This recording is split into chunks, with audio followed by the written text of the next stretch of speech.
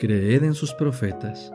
Miércoles 7 de julio 2021. Juan 2. Jesús en la boda de Caná. Al tercer día se celebró una boda en Caná de Galilea, y estaba allí la madre de Jesús. Fue invitado también Jesús con sus discípulos a la boda, y como faltó el vino, la madre de Jesús le dijo: «¿No tienen vino?». Jesús le dijo: «¿Qué tiene que ver eso conmigo y contigo, mujer? Todavía no ha llegado mi hora». Su madre les dijo a los que servían: «Hagan todo lo que él les diga». Había allí 6 tinajas de piedra para agua, de acuerdo con los ritos de los judíos para la purificación. En cada una de ellas cabían de 40 a 74 litros. Jesús les dijo: «Llenen de agua las tinajas», y las llenaron hasta el borde. Luego les dijo: «Saquen ahora y llévenlo al encargado del banquete». Se la llevaron, y cuando el encargado del banquete probó el agua ya hecha vino, y no sabía de dónde venía, aunque los sirvientes que habían sacado el agua sí lo sabían, llamó al novio y le dijo: «Todo hombre sirve primero el buen vino, y cuando ya han tomado bastante, entonces saca el inferior. Pero tú has guardado el buen vino hasta ahora». Este principio de señales hizo Jesús en Caná de Galilea, y manifestó su gloria, y sus discípulos creyeron en él. Después de esto, él descendió a Capernaum con su madre, sus hermanos y sus discípulos, y se quedaron allí no muchos días. Jesús purifica el templo. Estaba próxima la Pascua de los judíos, y Jesús subió a Jerusalén. Halló en el templo a los que vendían vacunos, ovejas y palomas, y a los cambistas sentados. Y después de hacer un látigo de cuerdas, los echó a todos del templo, junto con las ovejas y los vacunos. Desparramó el dinero de los cambistas y volcó las mesas. A los que vendían palomas les dijo: «Quiten de aquí estas cosas, y no hagan más de la casa de mi padre casa de mercado». Entonces se acordaron sus discípulos de que estaba escrito: «El celo por tu causa me consumirá». Los judíos respondieron y le dijeron: «Ya que haces estas cosas, ¿qué señal nos muestras?». Respondió Jesús y les dijo: «Destruyan este templo, y en 3 días lo levantaré». Por tanto los judíos dijeron: «Durante 46 años se construyó este templo, ¿y tú lo levantarás en 3 días?». Pero él hablaba del templo de su cuerpo. Por esto, cuando fue resucitado de entre los muertos, sus discípulos se acordaron de que había dicho esto, y creyeron la Escritura y las palabras que Jesús había dicho. Mientras él estaba en Jerusalén en la fiesta de la Pascua, muchos creyeron en su nombre al observar las señales que hacía. Pero Jesús mismo no confiaba en ellos, porque los conocía a todos, y porque no tenía necesidad de que nadie le diera testimonio acerca de los hombres, pues él conocía lo que había en el hombre. La oración. Capítulo 13. Hombres y mujeres de oración. Nehemías reconoció su pecado personal en sus oraciones. No solo dijo Nehemías que Israel había pecado. Arrepentido, reconoció que él y la casa de su padre habían pecado. «Nos hemos corrompido contra ti», dice, colocándose entre los que habían deshonrado a Dios al no permanecer firmemente de parte de la verdad. Nehemías se humilló ante Dios y le dio la gloria debida a su nombre. Así también lo hizo Daniel en Babilonia. Estudiemos las oraciones de estos hombres. Nos enseñan que debemos humillarnos, pero que nunca hemos de borrar la línea de demarcación entre el pueblo observador de los mandamientos de Dios y los que no respetan su ley. Nehemías oró seguro de que Dios cumpliría sus promesas. Aferrándose firmemente de la promesa divina, Nehemías depositaba sus peticiones ante el estrado de la misericordia celestial, para que Dios sostuviera la causa de su pueblo arrepentido, le restaurara su fortaleza y edificara sus lugares asolados. Dios había cumplido sus amenazas cuando su pueblo se separó de él. Lo había esparcido entre las naciones, de acuerdo con su palabra. Y en ese mismo hecho, Nehemías hallaba la seguridad de que él sería igualmente fiel en cumplir sus promesas. Nehemías oraba de acuerdo a las necesidades del momento. La mención de la condición en que estaba Jerusalén despertó la simpatía del monarca sin evocar sus prejuicios. Otra pregunta dio a Nehemías la oportunidad que aguardaba desde hacía mucho. ¿Qué cosa pides? Pero el varón de Dios no se atrevía a responder antes de haber solicitado la dirección de uno mayor que Artajerjes.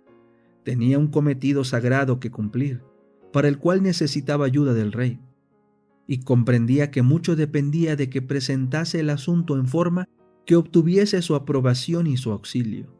Dice él: entonces oré al Dios de los cielos. En esa breve oración, Nehemías se acercó a la presencia del Rey de Reyes y ganó para sí un poder que puede desviar los corazones como se desvían las aguas de los ríos. Las oraciones de Nehemías corroboradas por su firmeza de propósito. Hay necesidad de muchos Nehemías en la iglesia hoy, hombres que puedan no solo orar y predicar, sino hombres cuyas oraciones y sermones estén corroborados por un propósito firme y anhelante. Como Nehemías podemos orar en todo momento y lugar. La facultad de orar como oró Nehemías en el momento de su necesidad es un recurso del cual dispone el cristiano en circunstancias en que otras formas de oración pueden resultar imposibles. Los que trabajan en las tareas de la vida, apremiados y casi abrumados de perplejidad, pueden elevar a Dios una petición para ser guiados divinamente. Cuando los que viajan por mar o por tierra se ven amenazados por algún grave peligro, pueden entregarse así a la protección del cielo. En momentos de dificultad o peligro repentino, el corazón puede clamar por ayuda a aquel que se ha comprometido en acudir en auxilio de sus fieles creyentes, cuando quiera que le invoquen. En toda circunstancia y condición, el alma cargada de pesar y cuidados, o fieramente asaltada por la tentación, puede hallar seguridad, apoyo y socorro en el amor y el poder inagotables de un Dios que guarda su pacto. En aquel breve momento de oración, al Rey de Reyes, Nehemías cobró valor para exponer a Artajerjes su deseo de quedar por un tiempo libre de sus deberes en la corte, y solicitó autoridad para edificar los lugares asolados de Jerusalén, para hacer de ella nuevamente una ciudad fuerte y defendida. De esta petición dependían resultados portentosos para la nación judaica. Y explica Nehemías: otorgómelo el rey, según la benéfica mano de Jehová sobre mí. Dios en su providencia no permite que conozcamos el fin desde el principio, sino que nos da la luz de su palabra, para guiarnos mientras avanzamos, y nos ordena que mantengamos la mente fija en Jesús. Doquiera estemos, cualquiera sea nuestra ocupación, debemos elevar el corazón a Dios en oración. Esto es ser constantes en la oración. No necesitamos esperar hasta que podamos arrodillarnos antes de que oremos. En una ocasión, cuando Nehemías se presentó ante el rey, éste le preguntó por qué parecía tan triste y qué pedido tenía para presentarle. Pero Nehemías no se atrevió a responder inmediatamente. Estaban en juego importantes intereses. La suerte de una nación dependía de la impresión que entonces se hiciera en la mente del monarca, y en ese mismo instante Nehemías elevó una oración al Dios del cielo antes de atreverse a responder al rey. El resultado fue que obtuvo lo que pidió o aún deseó. No hay tiempo o lugar en que sea impropio orar a Dios. No hay nada que pueda impedirnos elevar nuestro corazón en ferviente oración. En medio de las multitudes y del afán de nuestros negocios, podemos ofrecer a Dios nuestras peticiones e implorar la divina dirección, como lo hizo Nehemías cuando hizo la petición delante del rey Artajerjes. En donde quiera que estemos, podemos estar en comunión con Él. Debemos tener abierta continuamente la puerta del corazón e invitar siempre a Jesús a venir y morar en el alma como huésped celestial. Aunque estemos rodeados de una atmósfera corrompida y manchada, no necesitamos respirar sus miasmas. Antes bien podemos vivir en la atmósfera limpia del cielo. Podemos cerrar la entrada a toda imaginación impura y a todo pensamiento perverso, elevando el alma a Dios mediante la oración sincera. Aquellos cuyo corazón esté abierto para recibir el apoyo y la bendición de Dios andarán en una atmósfera más santa que la del mundo y tendrán constante comunión con el cielo. Nehemías oró fervientemente toda la noche. En secreto y silencio, Nehemías completó su gira de inspección de los muros.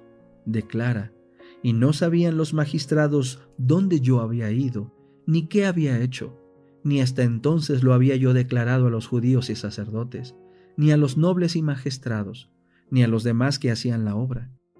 En su dolorosa gira no quería él llamar la atención ni de sus amigos ni de sus adversarios, para no crear ninguna excitación y para que no se pusieran en circulación informes que pudieran derrotar o por lo menos obstaculizar su obra. Nehemías dedicó el resto de la noche a la oración. Por la mañana debía hacer un esfuerzo ferviente para levantar y unir a sus desalentados y divididos compatriotas. El éxito de Nehemías demuestra el poder de la oración. En su obra, Esdras y Nehemías se humillaron delante de Dios, confesaron sus pecados y los del pueblo, y pidieron perdón como si ellos mismos hubiesen sido los culpables. Con paciencia trabajaron, oraron y sufrieron. Lo que más dificultó su obra no fue la franca hostilidad de los paganos, sino la oposición secreta de los que se decían sus amigos, quienes al prestar su influencia al servicio del mal, multiplicaba por 10 la carga de los siervos de Dios.